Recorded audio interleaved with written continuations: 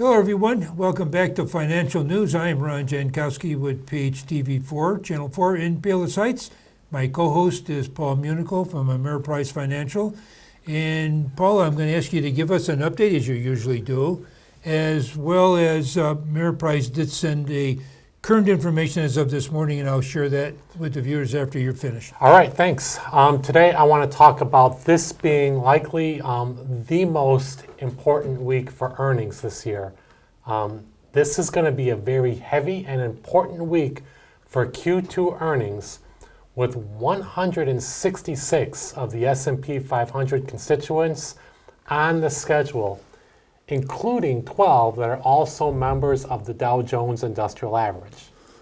Now, through last Friday, 91 S&P 500 companies, about 18% of the index, had reported their results for the period. Although a solid 75% of companies to have reported better than expected results, aggregate estimates for the period have declined. Analyst consensus estimates, as compiled by FactSet, now look for the S&P 500 companies to report a year-over-year decline in earnings per share of about 9.2% on a 0.2% decline in sales. At the end of the period, which was June 30th, analyst estimates had predicted a 7.4% decline in earnings per share and a 0.3% drop in sales. Practically, all the downward pressure on results is coming from two sectors, energy and healthcare, though most of the rest are expected to see muted growth or declines. Excluding the energy and healthcare sectors alone, aggregate S&P 500 earnings per share are projected to be up 2.3% on sales growth of the same 2.3%. Now, many of the same factors that affected Q1 results are likely to have been dominant in Q2 as well. Global economic growth was slow, though positive.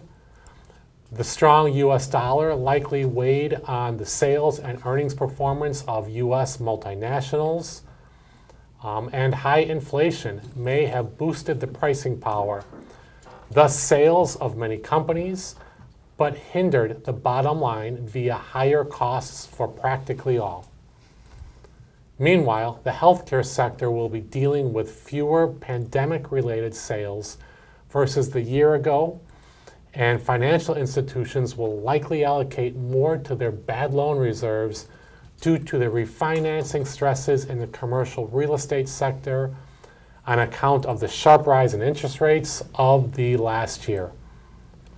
And separately, analyst estimates for Q3 currently look for S&P 500 companies to post a 0.3% decline in EPS on sales growth of 1%. So a lot going on this week with earnings, a lot to be aware of, so be aware of it.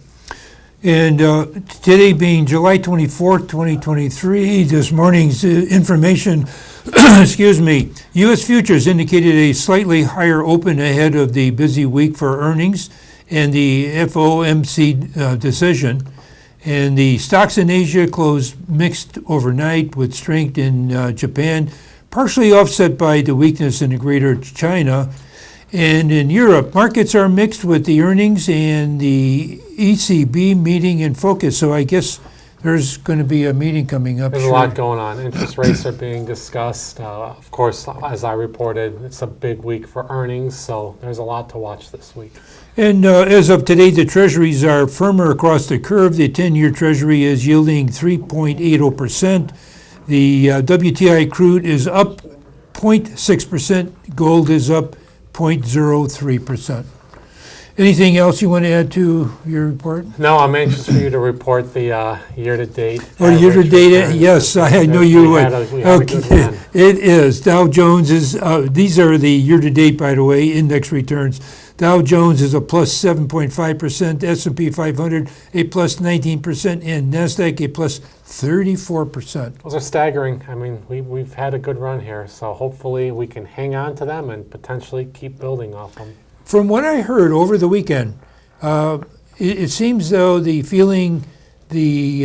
stocks in the NASDAQ and the Dow is pretty much going to hold, maybe improve. We'll see if that's true, but Yeah. you know how that is. That's anyone's opinion. I don't try right? to predict. what's Right, gonna exactly. happen. We don't forecast here.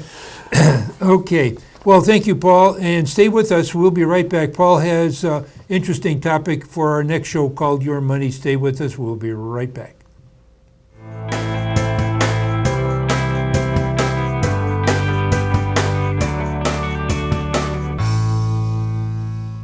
And we're back with Your Money. Paul has an interesting topic called 5 Reasons to Plan for Unwelcome Financial Surprises.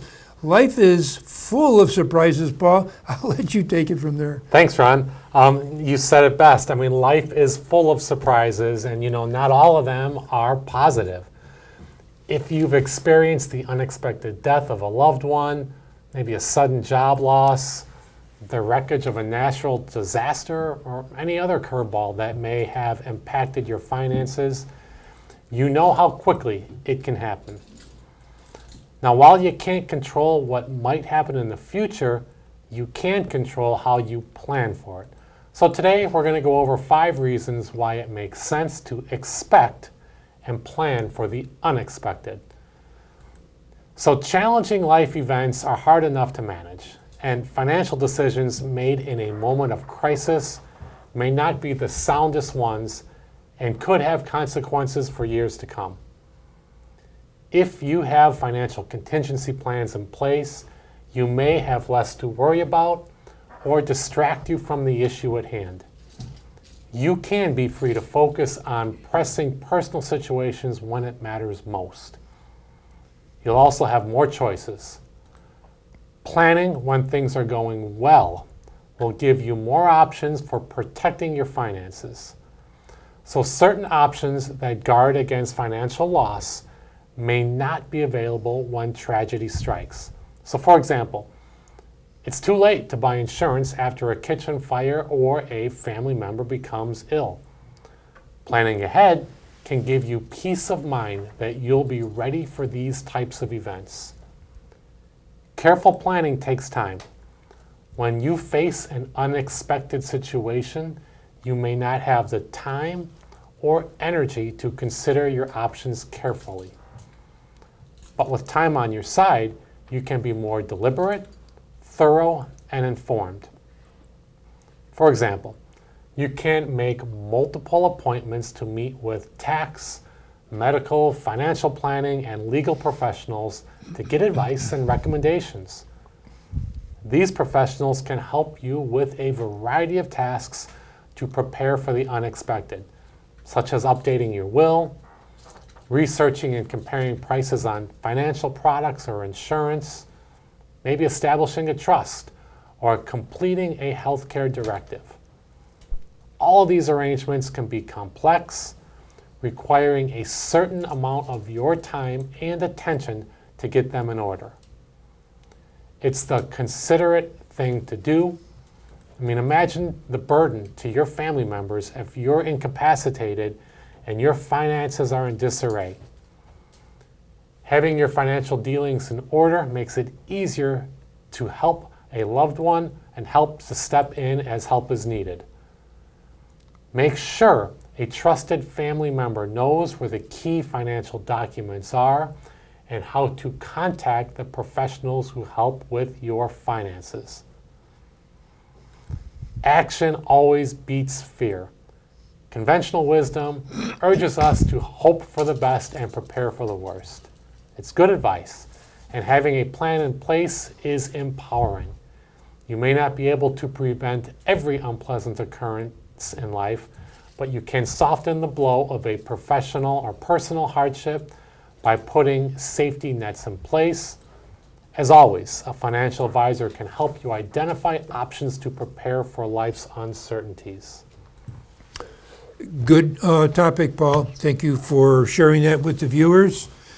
Anything else you want to add to our show? Just, we can't stress it enough, working with professionals, and as I said, when times are good, you want to meet with your financial advisor, meet with your attorney, get everything in act, work with your tax advisor.